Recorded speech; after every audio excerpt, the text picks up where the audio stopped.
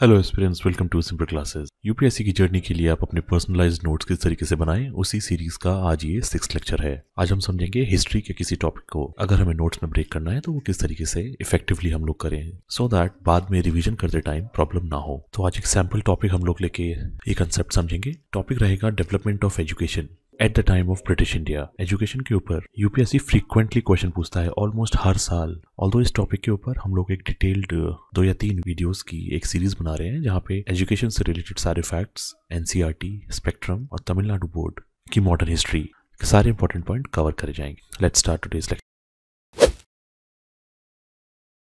एक चीज हमें समझनी होगी, यूपीएससी की ये नेचर है कि फैक्ट्स बेस्ड क्वेश्चंस हिस्ट्री में से बहुत कम पूछता है। वो मॉडर्न हिस्ट्री पढ़ते टाइम हमें कंसेप्चुअल अंडरस्टैंडिंग बनानी होगी।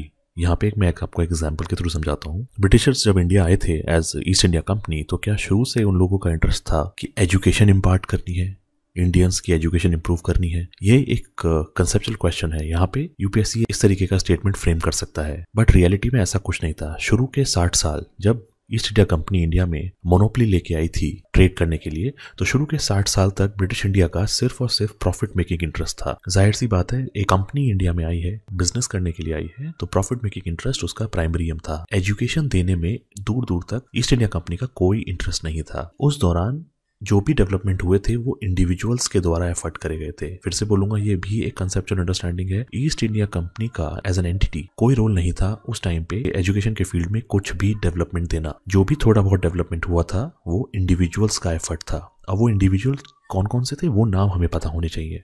जैसे कि हम लोग जानते हैं, ब्रिटिशर्स कुछ भी करेंगे उसमें उनका फायदा जरूर होगा कहीं ना कहीं। एफर्ट्स इंडिविजुअल्स के ही रहे थे इनिशियली, बट उसके पीछे भी कंपनी का ही कुछ एक बेनिफिट था। आइए वो हम देखते हैं। सबसे पहले शुरुआत करी थी वॉरेन हेस्टिंग्स ने। कलकत्ता मदरसा इन्होंने स्टार्ट किया था 1781 में। कलकत्ता मदरसा स्थापित किया गया था जिससे मुस्लिम लॉ अदर रिलेटेड सब्जेक्ट्स को पढ़ाया जा सके। और उसके ठीक 10 साल बाद जोनाथन डंकन, ये नाम भी आपको याद करना है, जोनाथन डंकन ने संस्कृत कॉलेज स्थापित किया था बनारस में। पहला एस्टेब्लिशमेंट हुआ था 1781 में। उसके ठीक 10 साल बाद हुआ 1791 में संस्कृत कॉलेज, और वो उसकी स्थापना हुई कहाँ पे? बनारस में। किसने लीड रोल लिया? जोनाथन डंकन ने। अब देखिए, ये इंडिविजुअल्स के एफर्ट थे, बट इसके पीछे क्या रीजन था? कंपनी ने अपनी कोर्ट्स एस्टेब्लिश करी हुई थी। प्रॉपर डिसीजन मेकिंग के लिए लोकल्स से इंटरेक्शन होना बिल्कुल भी अवॉइडेबल नहीं था। एक लैंग्वेज का बैरियर काफी ज्यादा इशू क्रिएट कर रहा था, तो इन्हीं बैरियर्स को तोड़ने के लिए ये एस्टेब्लिशमेंट्स करे गए। So basically to provide the regular supply of qualified Indians in companies court, ये प्राइमरी रीजन था इंडिविजुअल एस्टेब्लिशमेंट्स का इनिशियली। अब ये नोट्स बनाते टाइम हमें उसके पीछे का बैकग्राउंड हिस्ट्री क्या है, कंसेप्चुअली हमें क्वेश्चन में ना फंसाया जा सके, भले ही एक छोटे से फॉर्मेट में आप वहीं पे मेंशन कर लीजिए।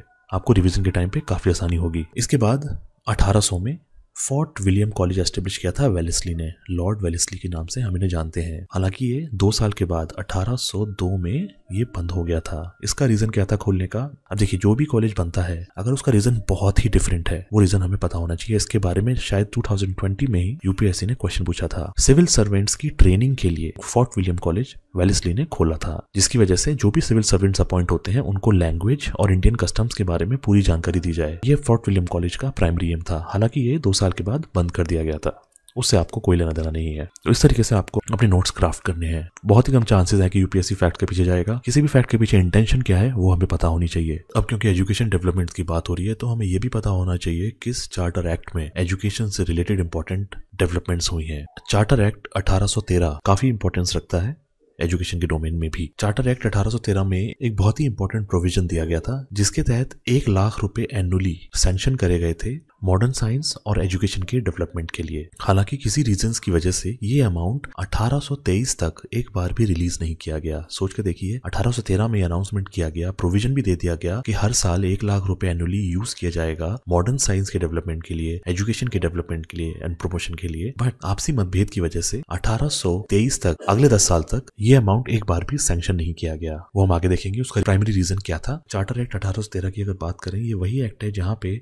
ईस्ट इंडिया कंपनी की ट्रेड मोनोपोली इंडिया में खत्म कर दी गई थी। एक बहुत ही इंपॉर्टेंट फैक्ट मैं आपको बताता हूँ, काफी इंटरेस्टिंग फैक्ट है ये। अगर नेपोलियन बोनापार्ट आपको नाम याद हो तो नेपोलियन बोनापार्ट ने एक बहुत ही इंपॉर्टेंट डेवलपमेंट किया था जिसके तहत किसी भी तरीके का ब्रिटिश गुड यूरोप की फ्रेंच एलाइज यानी यूरोप के अंदर जो कंट्रीज फ्रांस की दोस्त हैं, फ्रांस की एलाइज हैं, उनके अंदर ब्रिटिश गुड्स इंपोर्ट नहीं किया जाएगा। अब यहाँ पे ब्रिटिश के जो ट्रेडर्स थे उनको काफी ज्यादा प्रॉब्लम्स का सामना करना पड़ा क्योंकि एशिया में वो लोग अपने गुड्स सेल नहीं कर सकते क्योंकि वहां पे ईस्ट इंडिया कंपनी ने मोनोपोली ले रखी है। और दूसरी साइड यूरोप की वो कंट्रीज जिनका फ्रांस के साथ काफी अच्छा संबंध है, वहां पे भी ब्रिटिश प्रोडक्ट्स का इंपोर्ट बैन कर दिया गया था। तो यहाँ पे ब्रिटिश ट्रेडर्स ने रिक्वेस्ट करी गवर्नमेंट से कि उनको इंडिया में भी ट्रेड की अनुमति दी जाए, ईस्ट इंडिया कंपनी की मोनोपोली कैंसिल की जाए। इसी रीजन की वजह से ईस्ट इंडिया कंपनी की इंडिया में मोनोपोली खत्म हुई थी चार्टर एक्ट 1813 के बाद। हालांकि टी यानी चाय, अफीम यानी ओपियम, इन दो कैटेगरी में अभी भी ईस्ट इंडिया कंपनी की मोनोपोली थी। उसके साथ ही ईस्ट इंडिया कंपनी का जो भी चाइना के साथ ट्रेड था उसमें भी मोनोपोली कायम थी। इसके अलावा इंडिया के अंदर ब्रिटिश ट्रेडर्स अपने प्रोडक्ट्स सेल कर सकते थे।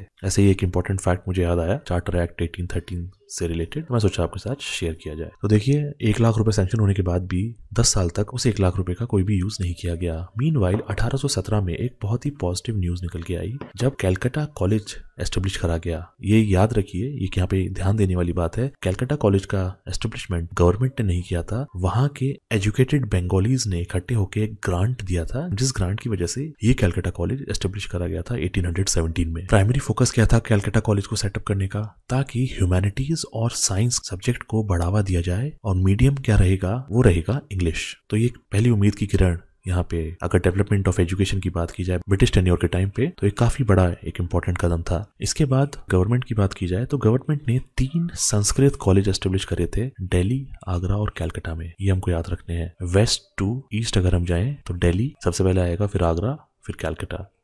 ठीक है, ऐसे आप याद रखिए। इन तीनों जगह पे 3 संस्कृत कॉलेज एस्टेब्लिश करे गए थे और वो करे गए थे गवर्नमेंट के द्वारा यानी ब्रिटिशर्स के द्वारा। चलिए अब हम ये समझते हैं जो 1 लाख रुपए का सैंक्शन चार्टर एक्ट 1813 के थ्रू हुआ था उसको एजुकेशन के डोमेन में यूज क्यों नहीं कर पाए थे काफी समय तक। तो इसका मेजर रीजन था ओरिएंटलिस्ट्स और एंग्लिसिस्ट के बीच की कंट्रोवर्सी। अभी समझते हैं कौन थे ओरिएंटलिस्ट और एंग्लिसिस्ट। एंग्लिसिस्ट वो थे जो चाहते थे एजुकेशन का अगर प्रमोशन किया जाए तो वहां पे वेस्टर्न साइंस पढ़ाई जाए और लिटरेचर पढ़ाई जाए और इस एजुकेशन कंटेंट का जो मीडियम होगा पढ़ाने का वो होना चाहिए इंग्लिश। बेसिकली आप ऐसे याद रखिए, जो लोग इंग्लिश को बढ़ावा देना चाहते थे उनको बोलते थे एंग्लिसिस्ट। इसी के अपोजिट जो दूसरे लोग थे ओरिएंटलिस्ट, उनका मानना था अगर एजुकेशन पे जो ये पैसा खर्च हो रहा है उस पैसे से हमें ओरिएंटल सब्जेक्ट्स पढ़ाए जाने चाहिए और ओरिएंटल सब्जेक्ट्स को पढ़ाने का जो मीडियम रहेगा वो इंडियन लैंग्वेजेस और इंडियन वर्नाकुलर लैंग्वेजेस होनी चाहिए। काफी समय से इन्हीं दोनों ग्रुप्स के बीच में क्या पढ़ाना चाहिए, ओरिएंटल सब्जेक्ट्स पढ़ाए जाए या फिर वेस्टर्न साइंस एंड लिटरेचर पढ़ाई जाए, मीडियम क्या रहे, इंग्लिश रहे या फिर वर्नाकुलर रहे या इंडियन लैंग्वेजेस रहे। इसी विवाद की वजह से कोई एक कंसेंसस नहीं बन पा रहा था और इसी रीजन की वजह से एक डेडलॉक की सिचुएशन क्रिएट हो गई थी और वहीं जो फंड अनाउंस किया गया था उसको यूटिलाइज नहीं किया जा सकता था। 1829 में गवर्नर जनरल ऑफ इंडिया बने विलियम बेंटिक। विलियम बेंटिक ने एक चीज अनाउंस करी, जो भी एजुकेशन इंडिया में हम लोग प्रमोट करेंगे उसका जो मीडियम रहेगा वो इंग्लिश लैंग्वेज ही रहेगा। तो यहाँ पे जो काफी टाइम से रस्सा खसी की सिचुएशन चल रही थी कि इंग्लिश लैंग्वेज हो चाहे वर्नाकुलर लैंग्वेज हो, तो यहाँ लॉर्ड विलियम बेंटिक ने गवर्नर जनरल ऑफ इंडिया बनते ही ये डाउट्स दूर कर दिए। वहीं पे एक कमेटी का गठन किया गया था, general committee of public instruction, जो यहाँ पे ये मेंशन करी गई है। इसमें 10 मेंबर्स थे। इस कमेटी के 10 मेंबर्स में से 5 मेंबर्स ओरिएंटल लैंग्वेजेस को सपोर्ट कर रहे थे और बचे कुछ 5 मेंबर्स इंग्लिश लैंग्वेज को अडॉप्ट करने के लिए फोकस थे। यहाँ पे एक इंपॉर्टेंट बात यह है कि general committee of public instruction के जो चेयरमैन थे वो थे लॉर्ड मकाउले और वो फेवर में थे इंग्लिश लैंग्वेज के। अब इसके बाद आए थे मकाउले मिनट और इसी तरह 1835 का ये साल काफी ज्यादा इंपॉर्टेंट था। जैसे कि हमने लेक्चर के स्टार्ट में आपको बताया था कि एजुकेशन एक बहुत ही वास्ट टॉपिक है, काफी सोर्सेज से हमें डेटा कलेक्ट करा है और उसके ऊपर हम ऑलरेडी वीडियोस बना रहे हैं। ये एक वीडियो था जहाँ पे हम आपको ये सिखा सके किस तरीके से फैक्ट्स के पीछे ना भागते हुए कंसेप्ट की अंडरस्टैंडिंग और कंसेप्ट की क्लैरिटी रखते हुए आप नोट्स ड्राफ्ट करें। Development of education as a topic बहुत जल्दी अलग से डेडिकेटेड वीडियोज में हम लोग लॉन्च करेंगे। ठीक है, तो आई होप ये लेक्चर आपको अच्छा लगा हो। इसी तरीके से आप अपने नोट्स ड्राफ्ट करते जाइए और ट्रस्ट मी, यही नोट्स आपके बाद में काम आएंगे। जब रिवीजन करना होगा यही नोट्स आपको कॉन्फिडेंस देंगे, क्योंकि लास्ट मोमेंट पे, इवन लास्ट मंथ में सारी की सारी किताबें नहीं पढ़ी जा सकती। आपको ये सारे नोट्स अपने हाथ के नीचे से एक बार जरूर निकालने होंगे। आप कोशिश करिए, जरूरी नहीं है आप ये बिल्कुल एग्जैक्टली यही फॉर्मेट फॉलो करिए, किन किन चीजों पे एम्फेसिस देना है ये हमें समझना चाहिए, और यही मैं समझाने की कोशिश यहाँ पे कर रहा हूँ इस सीरीज के द्वारा। इस सीरीज में हम आगे और भी लेक्चर्स लेके आएंगे, अलग अलग टॉपिक्स को किस तरीके से नोट्स में कन्वर्ट किया जाए। चलिए लेक्चर यहाँ पे कंक्लूड करते हैं। I wish you all the best, study hard.